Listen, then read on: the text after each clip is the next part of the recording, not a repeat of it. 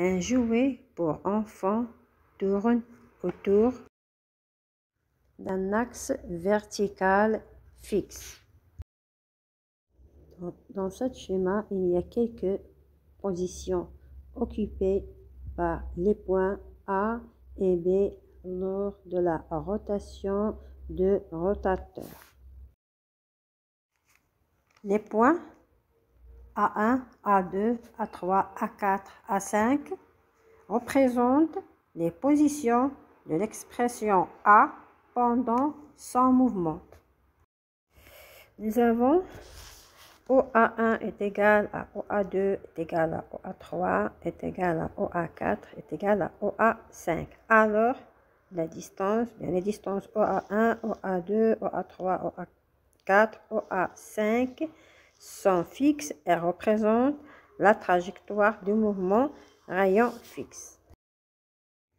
Conclusion, la trajectoire de chaque des points A et B appartenant à un polyèdre cheval qui tourne autour d'un axe vertical fixe est une trajectoire circulaire. En résume, un corps solide est en rotation autour d'un axe fixe si la trajectoire de mouvement de chaque point est en rotation.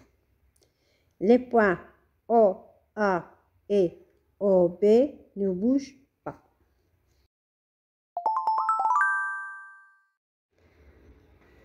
La main déplace la tasse selon un chemin rectiligne. La main déplace la tasse selon un chemin courbe.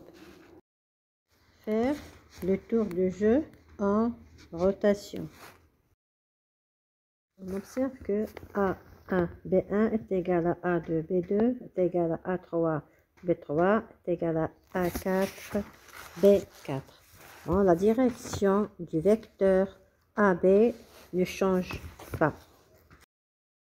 On observe que A1, B1 est égal à A2, B2 est égal à A3, B3 est égal à A4, B4. La direction du vecteur AB ne change pas malgré que la trajectoire est courbe.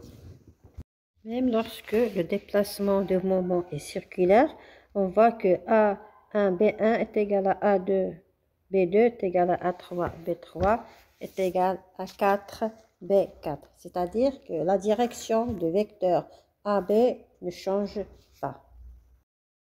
Le vecteur AB dans chaque cas conserve la même longueur et la même direction pendant le mouvement.